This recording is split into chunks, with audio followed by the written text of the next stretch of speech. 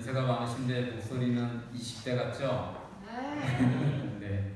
앞으로도 정말 하나님께서 주신 이 달란트를 통해서 하나님께 영광 돌리시는 우리 집사님 되시고, 정말 아버지의 그 영광 집에 우리 본향교회 모든 성도님들과 더불어서 꼭 들어가게 되시기를 주님의 이름으로 기도드립니다. 아멘. 그리고 이 최변현은 어머님께서 인조 고관절 수술을 받으셨거든요. 지금 회복 중이신데 우리 성도님들이 계속 기도해 주시면 감사하겠습니다. 그리고 이제 김문종 어르신이 좀 많이 불편해서 못 나오셨는데 지금 아마 이제 요양원에 갈 수밖에 없는 그런 형편인 것 같습니다. 그래서 이번 주에 저희한테 전화가 와서 이천 요양원에 우리 교회에서 운영하는 요양원에 일단 접수를 해놨는데 아직까지 이제 준비되는 서류들이 준비가 안 돼서 지금 대기하고 있는데 우리 김문정 어르신을 위해서도 기도해 주시면 감사하겠습니다. 그리고 여러분 11월 26일이 무슨 날이죠? 네, 그런 날도 되고요. 또 아침에 우리 강정 집사님께서 말씀하시기를 우리 전윤규 아드님 전도사님께서 목회시험 발표하는 날이랍니다. 그래서 우리 교회를 위해서도 기도하시고 우리 전윤규 전도사님을 위해서도 기도해 주시면 감사하겠습니다. 오늘 설교 제목은 하나님의 무기와 사단의 무기라는 제목으로 함께 은혜를 나누도록 하겠습니다. 하나님의 말씀 창세기 3장 15절 말씀입니다. 내가 너로 여자와 원수가 되게 하고 내 후손도 여자의 후손과 원수가 되게 하리니 여자의 후손은 내 머리를 상하게 할 것이요 너는 그의 발꿈치를 상하게 할 것이니라 하시고. 여러분, 유교 사변 때에 인천 상륙작전을 통해서 전세를 역전시킨 메가도 장군뿐만 아니라 경제전쟁을 치르고 있는 현대의 많은 최고 경영자들도 즐겨 읽고 참고하는 서적이 있는데 그것이 손자병법입니다. 이 손자병법에 보면 전쟁에서 최고의 상책, 최고의 전략 전술이 무엇인가 하면 싸우지 않고 적을 이기는 것이라고 합니다. 그런 면에서 보면 뱀으로 가장한 사단이 새치 혓바닥 하나만을 가지고 여자를 유혹해서 선악과를 따먹게 만들고 여자를 통해서 남자인 아담이 선악과를 먹게 만들므로써 인류 전체를 포로로 삼고 전 지구의 통치권을 탈취해 가게 됩니다. 그런 면에서 보면 정말 우리는 아프지만 이 사단이 전쟁에 달통한 존재임을 우리는 인정해야 됩니다. 그 어마어마하게 전쟁에 능한 자와 지금 누가 전쟁을 하고 있어요? 우리가 전쟁을 하고 있습니다. 그리고 우리는 이 아담과 하와가 에덴 동산에서 패배했던 똑같은 패배와 방식을 가지고 우리도 계속 지고 있다는 사실을 우리가 알아야 되는 것입니다. 여자인 하와는 그 선악과를 따먹어도 자신이 죽지 않을 것이라고 생각을 하고 따먹었습니다. 반면 남편인 아담은 그 선악과를 먹으면 죽을 줄 알면서도 사랑하는 아내인 하와와 함께 죽기 위해서 선악과를 받아먹었어요. 이 아담과 하와는 자신들이 선악간의 대전투의 한복판에서 전쟁을 치르고 있다는 사실을 인식하지도 못한 채 사단에게 패배해서 사단의 노예가 되고 말았습니다. 인류 역사상 유일하게 죄가 전혀 없고 영적으로나 육적으로나 가장 완벽하고 뛰어났던 두 사람이 사단의 새치 혓바닥에 완벽하게 패배해서 노예가 되었습니다. 그것이 죄인지 모르면서 지고 알면서도 졌다는 거예요. 사단은 이렇게 전쟁에 통달한 존재예요. 그렇다면 그 전쟁이 6,000년 동안 끌어오다가 이제 주님의 재림이 임박해서 전쟁 막바지에 도달한 이 시점에 사단은 지지 않기 위해서 자신의 모든 역량을 발휘하고 있는 이때에 여러분들과 저는 사단의 유혹과 공격에 잘 대응하고 있을까요? 여러분들 잘 대응하고 있습니까? 모르면서도 지고 있고 알면서도 지고 있는 것이 우리의 현실임을 인정하시기를 바랍니다. 아멘. 여러분 고양이 앞에 쥐라는 말이 있잖아요. 이 쥐는 고양이 앞에 두려움에 사로잡혀서 아무리 발부둥 쳐도 고양이는 이 쥐를 가지고 놀다가 결국은 잡아먹어요. 제가 시골에서 많이 봤습니다. 그런데 대부분의 기독교인들이 사단에게 속고 있다는 사실도 인식하지 못한 채 자신은 하나님을 잘 섬기고 있다고 착각하고 살다가 결국은 마지막 심판의 날에 구원받지 못하고 죽게 되는 사람들이 많을 것임을 성경은 예언해주고 있습니다. 요한계시록 13장에서 계시해주고 있는 짐승의 표관은 뭐예요? 하나님의 백성이라고 자부하는 많은 사람들이 하나님이 아닌 짐승의 우상에게 경배할 것을 예언하고 있고 그들의 결국은 멸망받을 것임을 말해주고 있는 것입니다. 이 모든 것이 누구에게 속아서 그렇게 되는 거예요? 네, 사단에게 속아서. 그러므로 고양이 앞에 쥐보다도 사단 앞에 우리 자신이 더 위태롭다는 사실을 우리는 인식해야 되는 것입니다. 아멘. 그렇다면 우리는 어떻게 하면 이 사단의 마술을 벗어나서 하나님의 위대한 군사로서 승리를 거둘 수가 있을 것인가? 그것은 하나님께서 사용하시는 무기와 사단이 사용하는 무기가 무엇인지를 파악하고 사단의 무기가 아니라 하나님의 무기를 사용할 때만이 승리가 보장된다는 사실을 꼭 기억하시기를 바랍니다. 아멘.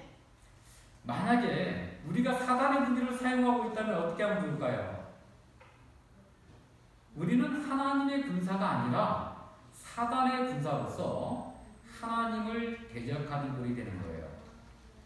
그러므로 이 시간에 주시는 말씀을 통해서 하나님의 무기와 사단의 무기가 무엇인지를 분별하시고 만약에 우리가 사단의 무기를 사용하고 있는 우리 자신을 발견하게 된다면 즉시로 주님의 보혈을 힘입어 회개하시고 다시금 하나님의 거룩한 백성으로 사시는 귀한 시간이 되었으면 좋겠습니다. 아멘. 이 시간에는 여러분 딱 한 가지만 기억하시면 됩니다.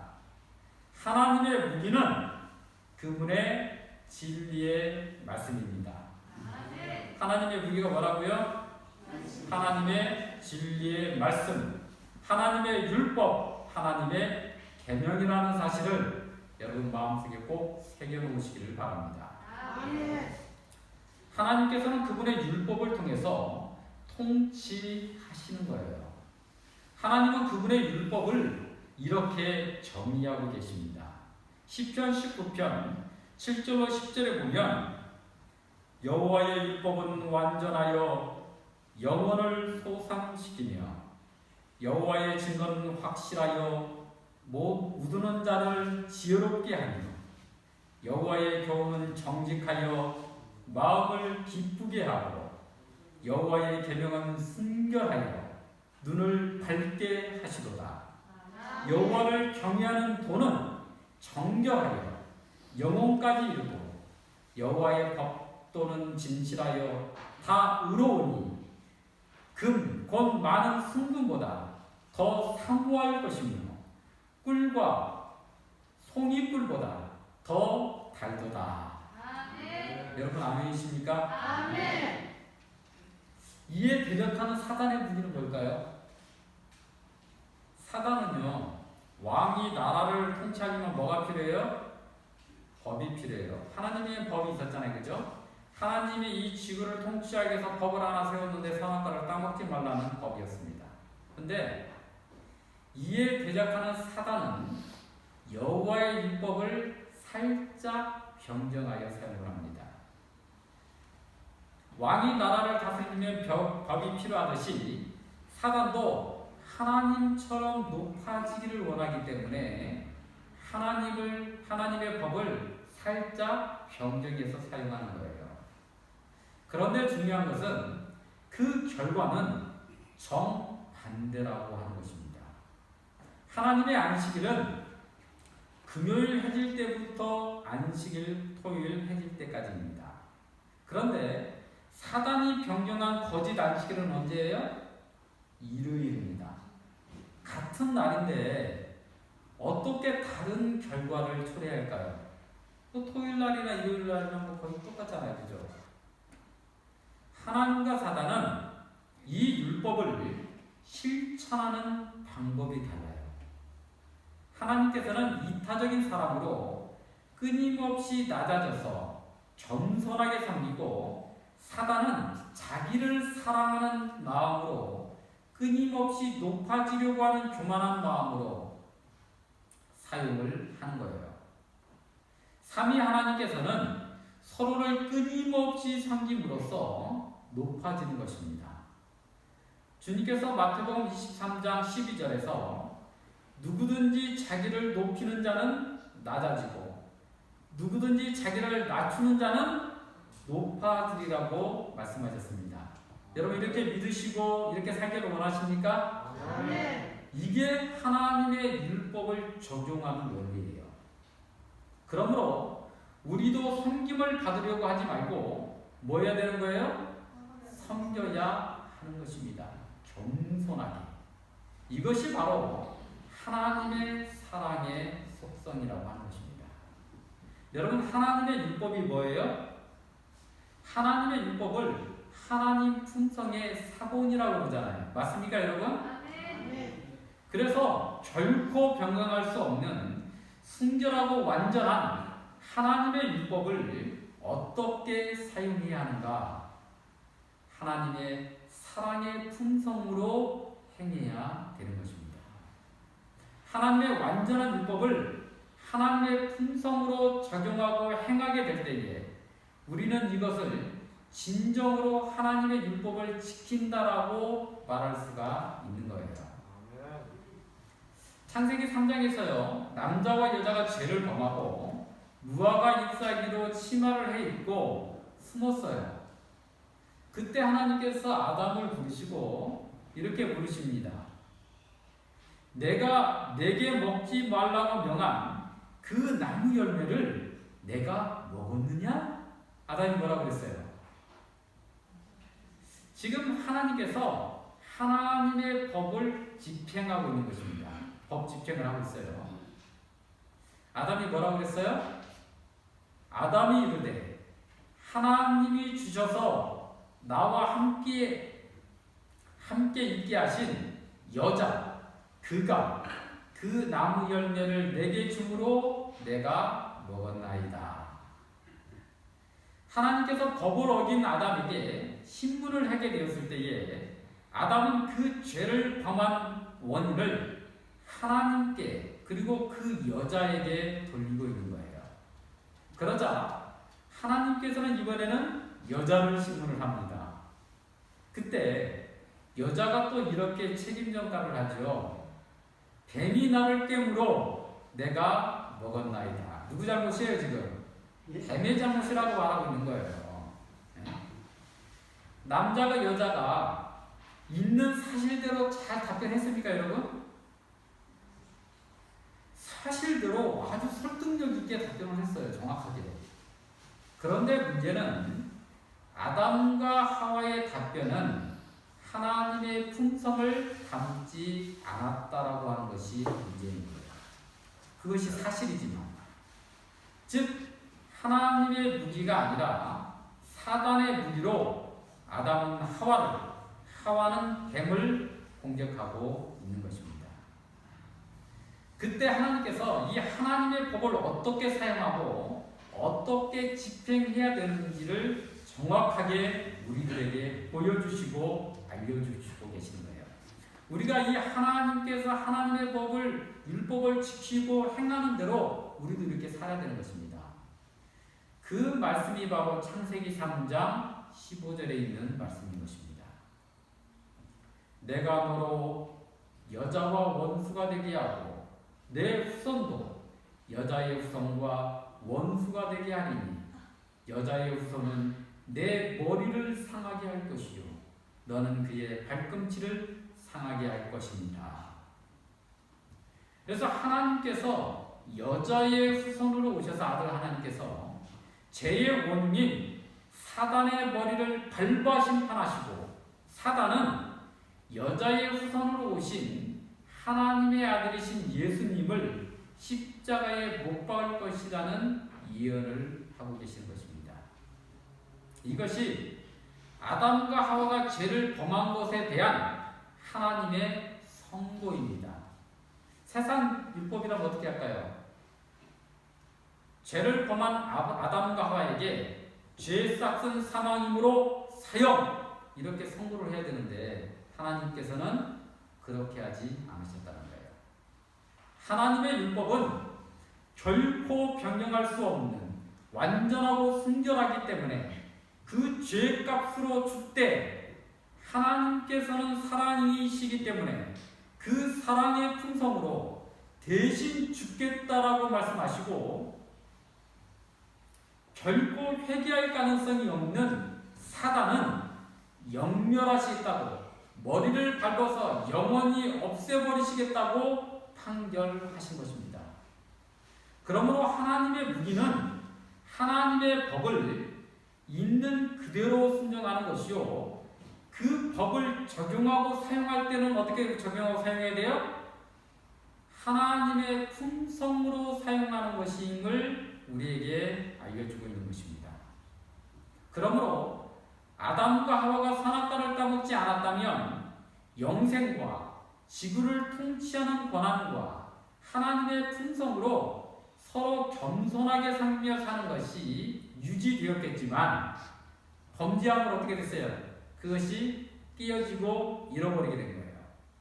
그런데 예수님께서 십자가에서 그 모든 죄의 값을 짊어지심으로 하나님의 법은 여전히 아담과 하와가 예수님을 통해서 구원받은 그 은혜를 유지시켜주는 것입니다.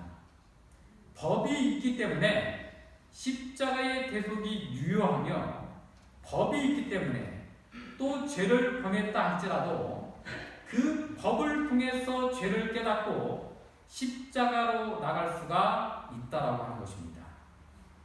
여러분, 창세기 3장 15절의 하나님의 말씀도 하나님의 법이 맞습니까? 하나님의 법이 맞아요, 아니에요? 하나님의 법이에요. 죄진 사람을 구원하기 위한 하나님의 특별법이 만들어진 것입니다. 반면 아담과 하와가 죄를 지은 다음에 하나님께서 질문했을 때에 하나님을 원망하고 책임을 전가하는 그 모습은 하나님의 사랑의 품성과는 거리가 멀다라고 하는 거예요. 이것이 바로 사단의 무기입니다. 사단은 하나님의 율법을 살짝 변경해서 사용할 뿐만 아니라 그것을 적용하는 방법도 서로 비난하고 책임을 전가하고 하나님을 원망하는 방식으로 적용을 하는 것입니다. 무엇을 위해서 다른 존재를 이렇게 비난하는 거예요? 자기를 보호하기 위해서. 이것이 바로 사단이 갖고 있는 자기 사랑이라고 하는 거예요. 이것이 바로 사단이 하나님의 법을 적용하는 방법이에요. 하나님이 적용 방법과 참 반대죠. 그래서 우리가 진리를 따른다 할지라도 사단의 품성으로 적용하게 되면, 사단의 품성으로 행하게 되면 사단의 백성이 되고, 또한 경정된 하나님의 법으로 하나님의 품성으로 적용한다 할지라도 그 법이 잘못되었으므로 이것도 사단의 무기를 사용하는 것입니다. 그래서 이 가만히 보니까 이 사단은요, 이 두 가지 무기를 아주 교묘하게 잘 섞어가지고 하나님의 백성들을 교란시키고 자기 포로로 삼고 하나님의 백성들을 넘어뜨리는 것을 보게 되었습니다. 가만히 살펴보니까 저도 이 사단의 방법 때문에 너무나 많이 여러 번 넘어졌다는 사실을 알게 되었어요. 그래서 우리는 하나님의 율법을 통해서 죄가 발견되면 하나님의 특별법인 복음을 통해서 십자가의 보혈을 통해서 참여해서 죄사함을 받으면 됩니다. 맞습니까, 여러분? 그리고 하나님의 율법을 적용함에 있어서 하나님의 특별법에 드러나 있는 하나님의 성품에 어긋났다면 이것 또한 주님의 십자가를 통해서 회개하고 죄사함을 받으면 된다고 하는 것입니다. 이 지구에서 진행되고 있는 이 선악간의 대쟁투는 창세기 3장에서 반발해서 창세기 3장에서 사실 끝이 난 것입니다. 아담과 하와가 사단의 유혹에 넘어가 타락하게 되고 그 죄의 집행을 하나님께서 대신 십자가에서 죽으심으로 그 죄로부터 사람을 구원해 주시고 그 죄의 원흉인 사단의 머리를 발로 밟음으로써 지구의 선악간의 대쟁투를 넘어서서 우주의 선악간의 대쟁투가 끝난 것이에요. 그래서 인류의 모든 사람은 이 하나님의 사랑에 반응하기만 하면 아담의 죄로부터 죽을 사람은 단 한 사람도 없는 것입니다. 자기 스스로 이 영생의 길, 하나님께서 주신 이 구원의 길을 저버린 사람들과 사단이 심판을 받아 사단과 함께 심판을 받아 영멸을 당하는 것입니다. 그래서 이 우리 하나님께서는 시간과 공간을 초월해 계시는 하나님 맞습니까? 그래서 이 선악간의 대쟁투는 창세기 3장에서 반발해서 창세기 3장에서 끝이 난 거예요. 나머지 창세기 4장에서 요한계시록 20장까지는 하나님의 무기를 사용한 하나님의 백성과 사단의 무기를 사용한 사단의 백성을 분리하는 과정에 불과한 것입니다. 그래서 사람이 이해하고 선택할 수 있도록 시간과 공간의 개념을 도입해서 지금 진행하고 계시는 것입니다. 그래서 하나님의 율법이 완전함을 증거하고 그 율법을 하나님의 품성으로 지키게 되었을 때에 전 우주의 천사들과 거민들이 지구에서 구원받은 하나님의 백성들과 더불어서 하나님의 율법 아래 담겨있는 공의와 사랑을 인정하고 하나님께 영원토록 영광을 돌리고 찬양하게 되는 것입니다. 그래서 하나님의 율법에 우리가 원복음이라고도 말하잖아요. 창세기 3장 15절이 된 것입니다. 이것을 문서로 작성하신 것이 십계명이고 좀 더 확장하신 것이 모세오경이고 그 구원의 역사를 시간 속에서 성취해 나가는 모든 과정을 계시해 놓으신 것이 성경 전체라고 하는 것입니다. 그래서 우리가 명심도 명심해야 될 것은 하나님의 율법과 하나님의 품성은 하나라고 하는 거예요. 율법과 하나님의 품성이 뭐라고요? 하나라고요. 이게 둘이 될 수가 절대 없습니다. 그래서 우리가 하나님을 믿고 하나님께 순종한다라고 하는 것은 하나님의 명령을 하나님의 품성으로 행하는 것을 말하는 것입니다. 믿음과 행위는 하나인 거예요. 믿는 바를 하나님을 닮은 품성으로 행하게 될 때에 그 믿음이 실체가 된다는 사실을 여러분 꼭 기억하시기를 바랍니다. 그래서 이 사단이 경쟁해 놓은 율법을 지키는 것도 사단의 무기를 사용하는 것이요, 하나님의 율법을 지키지만 하나님의 품성이 아니라 사단의 품성으로 지키는 것 또한 사단의 무기를 사용하는 거예요. 하나님의 무기를 사용하면 하나님의 백성이 되고, 사단의 무기를 사용하면 누구의 백성이 된다고요? 사단의 백성이 되는 것입니다.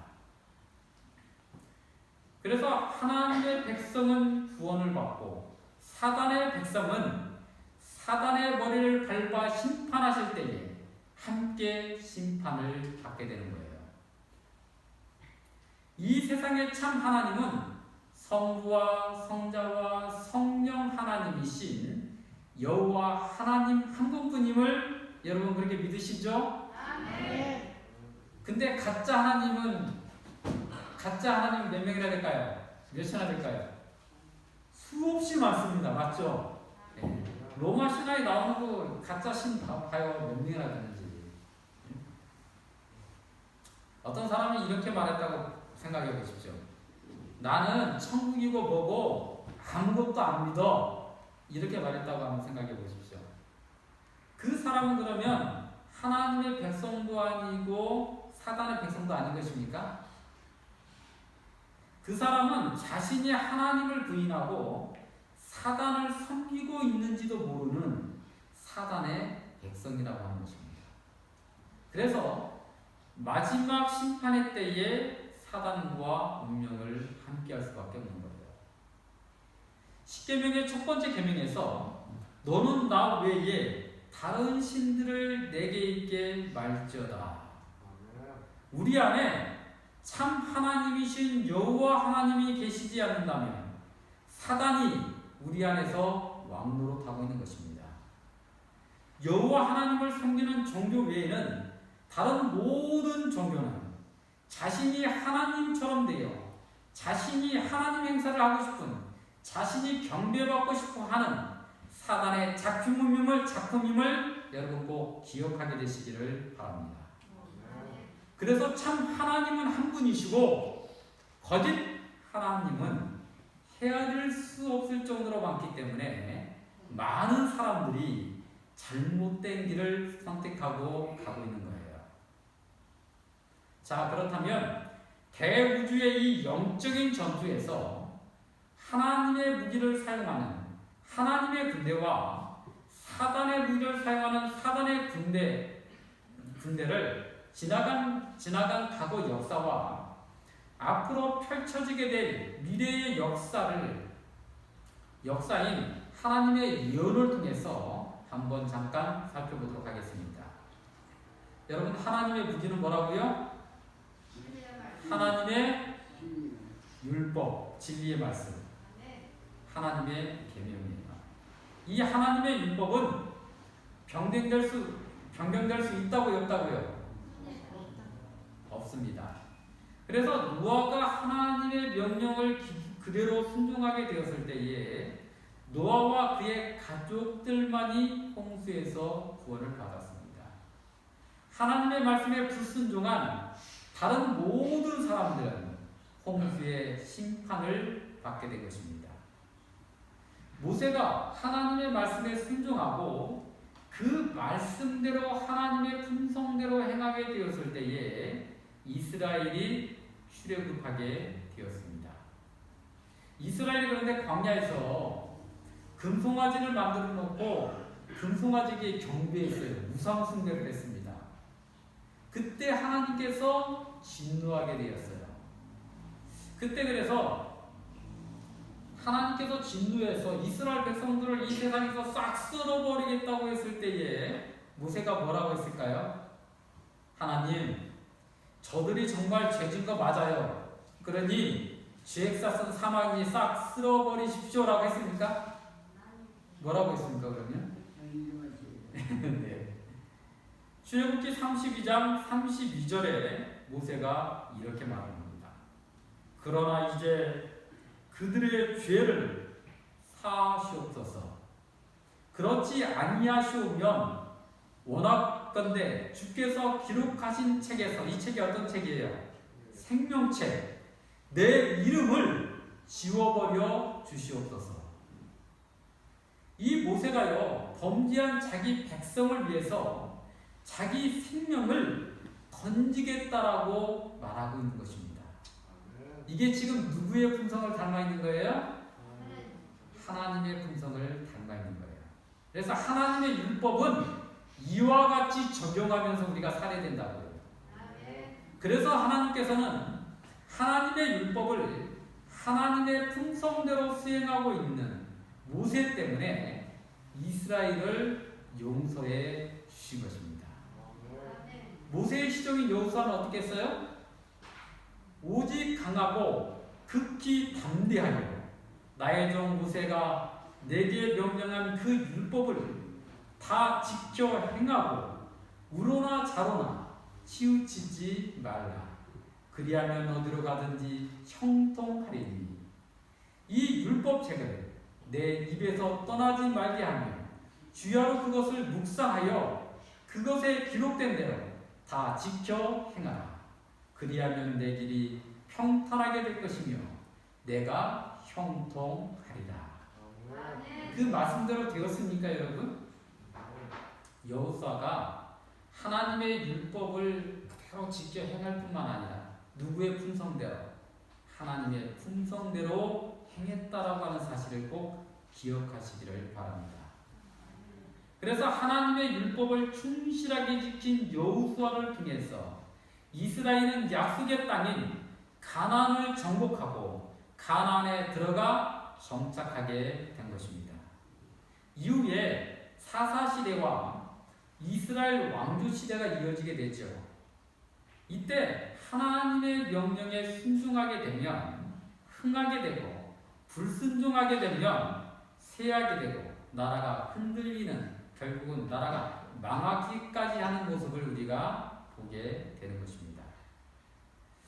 여러분, 우상 숭배가 극심했던 아방 시대에 그때 어떤 선지자가 활동했어요? 이사벨 있을 때 누가?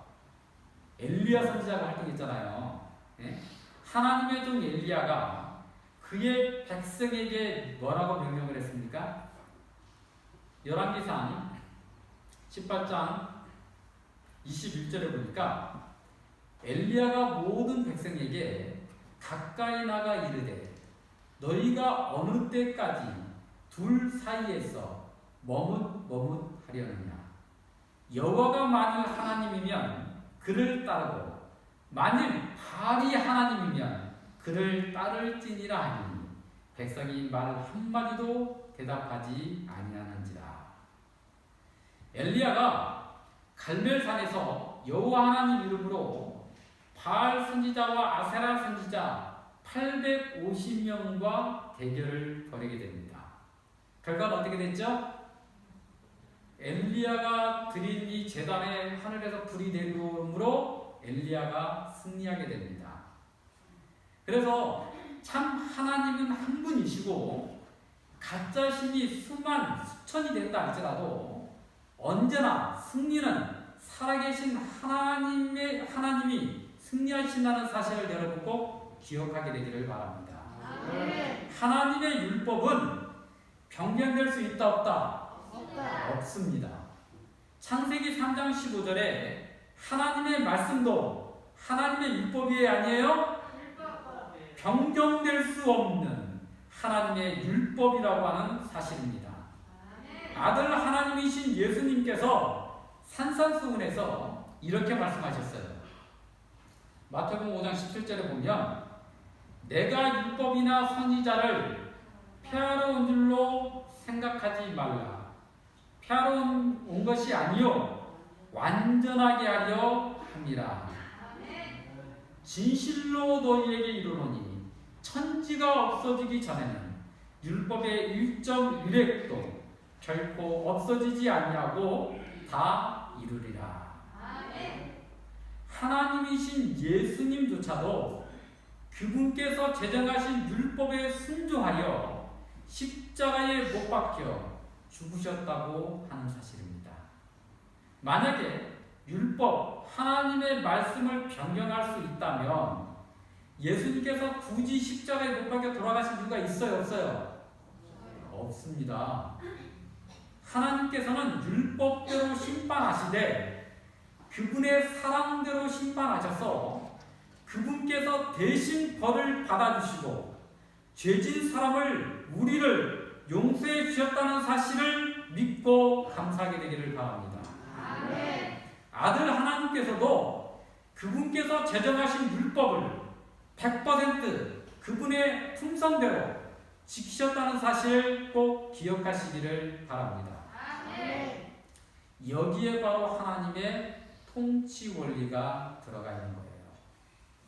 왕은 법을 집행하는 권한이 있는데 하나님께서는 법을 집행하시되 그분의 품성대로 집행하셔서 대신 죄값을 짊어지시고 십자가에 못 박혀 주신 것입니다. 그러면 하나님의 자녀인 우리는 어떻게 하면 좋을까요? 하나님의 법을 집행할 때 어떻게 집행하면 돼요? 주님처럼 집행하면 되는 것입니다. 사람은 용서하여 주시고 용서하고 우리는 그들을 정말 죽기까지 섬기면 되는 것입니다.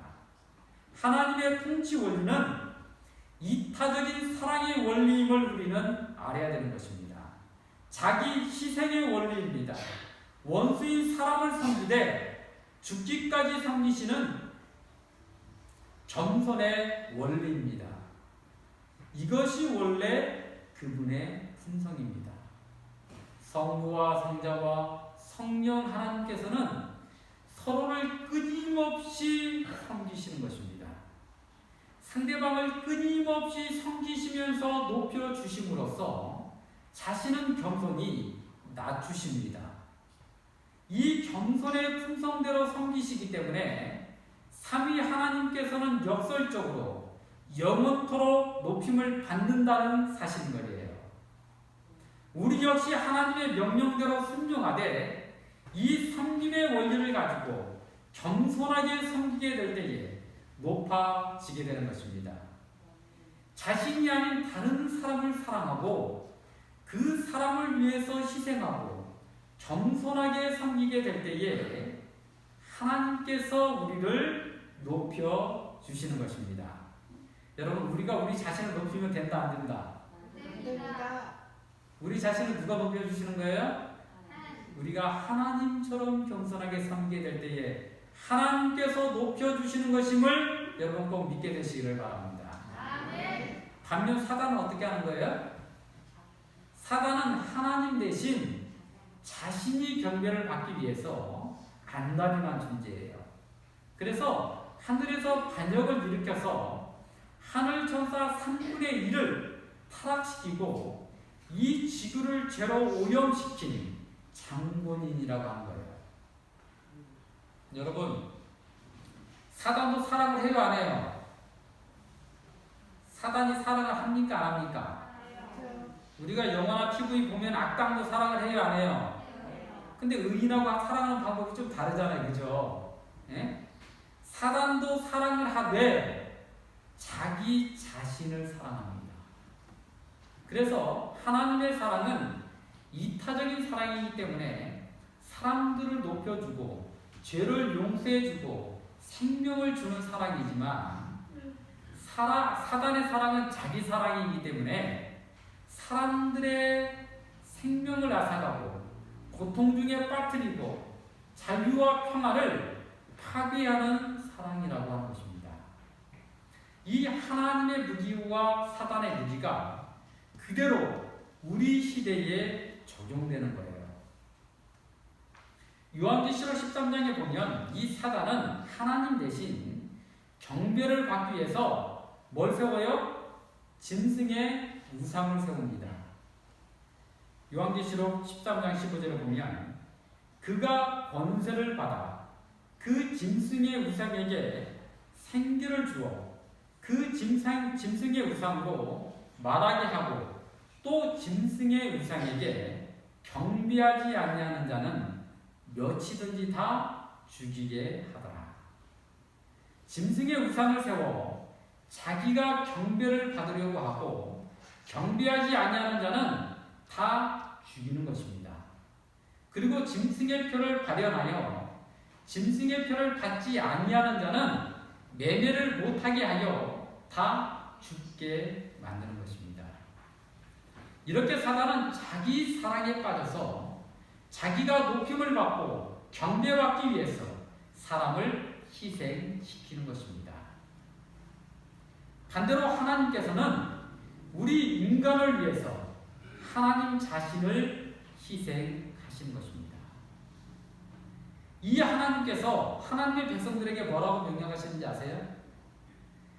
요한계시록 14장 12절에 성도들의 인내가 여기 있나니, 참 하나님의 백성들에게 지금 명령하고 있는 거예요.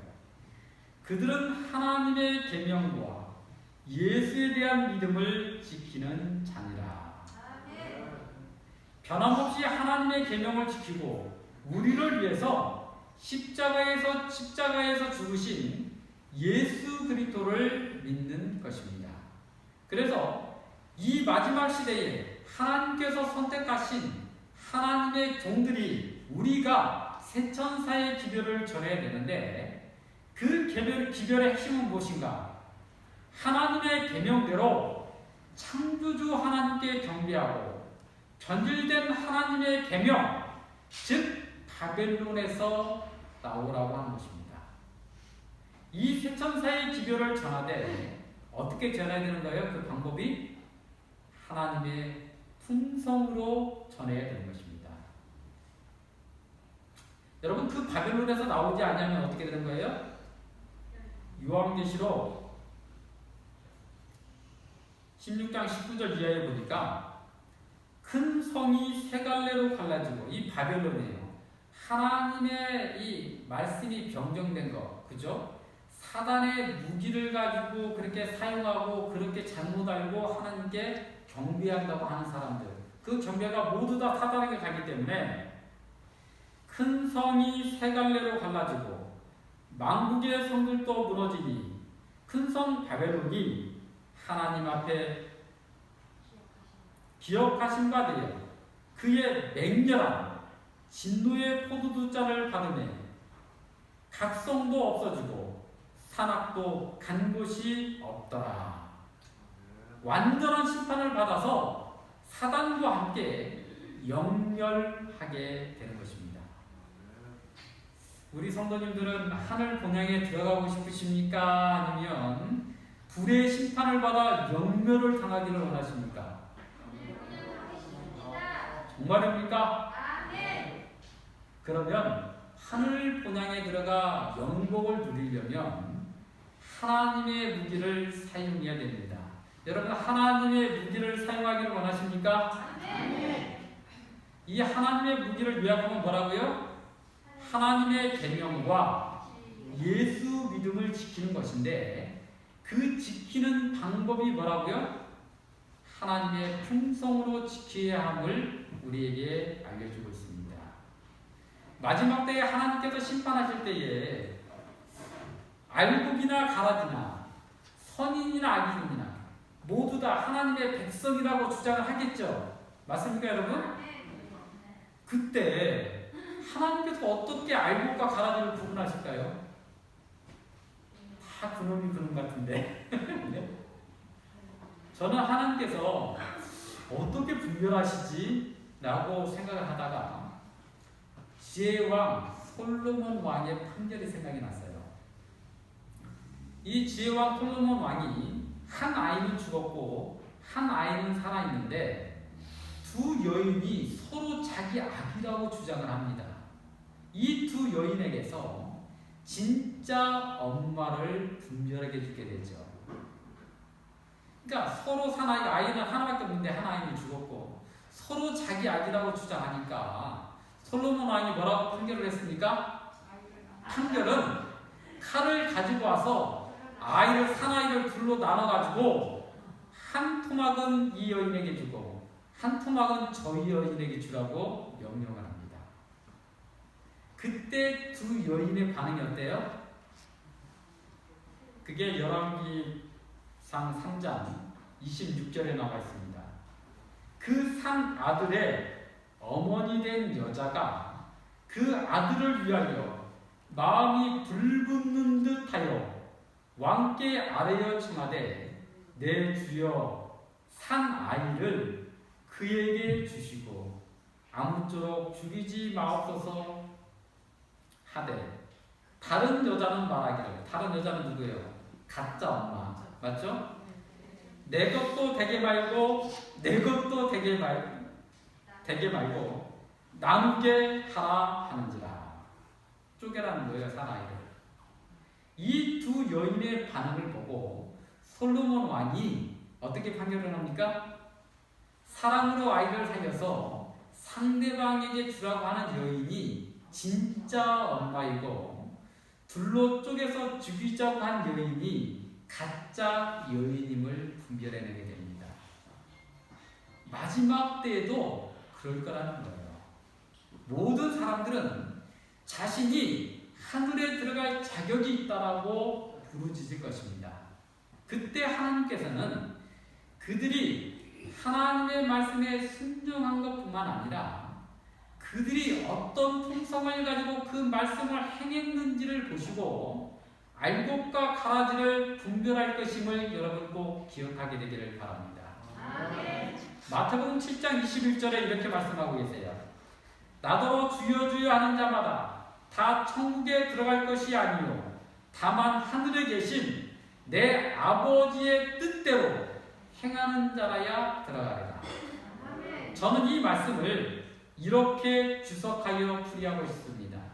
다만 하늘에 계신 내 아버지의 뜻을 다만 하늘에 계신 내 아버지의 계명과 품성대로 행하는 자라야 들어가리라. 여러분 아멘이십니까? 주님을 닮은 열매가 아니면 결코 하늘에 들어갈 수가 없는 것입니다. 이 시간 우리에게 있는 사단의 무기를 버리시고 하나님의 무기를 사용하심으로 하나님의 참군사로 준비되어 정말 하나님께 주시는 영원한 하늘 본향에 들어가 하나님께 주시는 영복을 누리시는 우리 모두가 되시기를 주님의 이름으로 축원하면서 말씀을 드리겠습니다. 아멘.